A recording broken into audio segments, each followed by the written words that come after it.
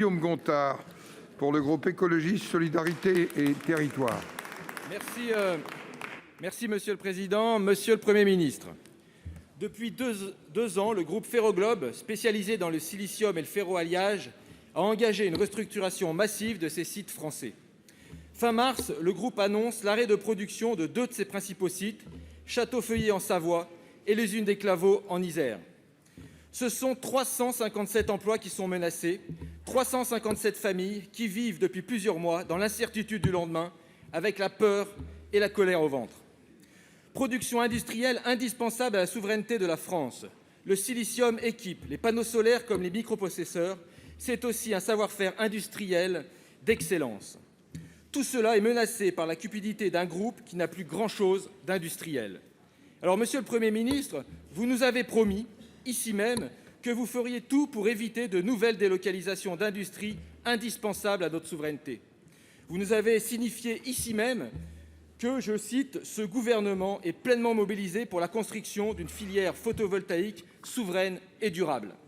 Vous avez d'ailleurs annoncé, et je le salue, 18 milliards d'euros d'appels d'offres de panneaux photovoltaïques. Mais si nous renonçons à toute intervention publique, alors ces 18 milliards d'euros financeront l'industrie chinoise avec un bilan humain et environnemental désastreux. Pourtant, à Ferropen plus qu'ailleurs, les solutions sont sur la table. Les salariés, les organisations syndicales ont élaboré un contre-projet ambitieux et réaliste. Il permettra de maintenir l'activité sur tous les sites du groupe et ainsi répondre aux nombreuses commandes des prochains mois et engager la modernisation nécessaire des installations. Alors, Monsieur le Premier ministre, la France a et aura besoin de silicium. Après 2 ans d'absence sur ce dossier, vous ne pouvez pas laisser Ferroglobe fermer ne serait-ce qu'un seul site. Nous vous demandons de suspendre le PSE, d'investir dans Ferropem et, au besoin, de recourir à la nationalisation temporaire des sites. Merci. Pour vous répondre, la parole est à Monsieur le Premier ministre. Monsieur le Premier ministre. Merci, Monsieur le Président, Mesdames et Messieurs les sénateurs. Monsieur le Président Guillaume Gontard, je vous confirme les propos que j'ai tenus dans cette enceinte et ailleurs. Le gouvernement poursuit un objectif de relocalisation de notre pays, de reconquête de sa souveraineté industrielle pendant trop d'années délaissée, et le dossier qui fait l'objet de votre question est en effet symbolique. Je rappelle au Sénat, à la suite de ce que vous avez dit, qu'il s'agit, là nous avons affaire à un groupe international appelé Ferroglobe, qui est un grand producteur de silicium et d'alliage de silicium et de manganèse.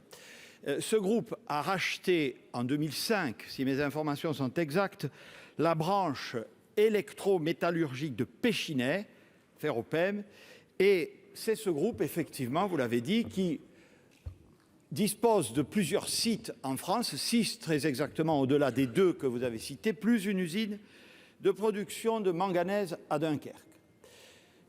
Ce groupe a annoncé, vous l'avez rappelé, Monsieur le Président, c'était en mars dernier, une vaste restructuration au plan international, prévoyant, comme vous l'avez dit, la fermeture de 2 de ces sites français, en l'occurrence ceux de Châteauffeuillet en Savoie et des Claveaux dans votre beau département de l'Isère, assortie, cette annonce, de la suppression de 357 postes de travail.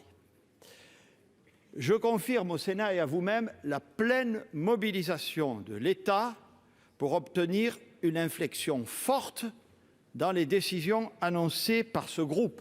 Il nous faut en effet, comme vous l'avez dit, préserver, dans le cadre de la stratégie plus globale, non seulement industrielle, mais photovoltaïque que vous avez rappelé, la filière du silicium en France, qui est stratégique à plusieurs titres, dès lors qu'il s'agit de métaux clés pour la transition énergétique, l'électronique et plus généralement la résilience de nos approvisionnements. Sans compter, bien entendu, ai-je besoin de le dire devant le Sénat, des enjeux en termes d'emploi dans les territoires que vous avez cités. Alors, bien entendu, je commence par l'emploi. Nous surveillons de très près que les plans de sauvegarde que vous avez cités soient les plus ambitieux possibles, comme nous le faisons partout lorsqu'il y a des restructurations. Mais vous avez raison, ça ne suffit pas. Ça ne suffit pas, il faut trouver avec la direction de cette entreprise et avec son actionnaire Ferroglobe. Et je me réjouis que les discussions aient pu prendre un tour nouveau depuis septembre dernier, donc quelques semaines à peine, sous l'égide d'Agnès Pannier-Runacher, ministre déléguée à l'industrie, pour rechercher avec eux des mesures, je le dis très clairement, alternatives à l'arrêt d'exploitation de ces deux usines. C'est clairement l'objectif du gouvernement pour trouver avec eux des moyens permettant d'envisager le maintien de ces deux sites de production. L'État a fait plusieurs propositions aux dirigeants de Ferropem afin de leur permettre, puisque c'était la finalité du plan de restructuration, de renforcer la compétitivité des sites en mobilisant différentes mesures de soutien, notamment celles fort utiles et qui seront préservées en 2022 dans le cadre de la loi de finances qui vous sera proposée, notamment celles relevant du plan de relance.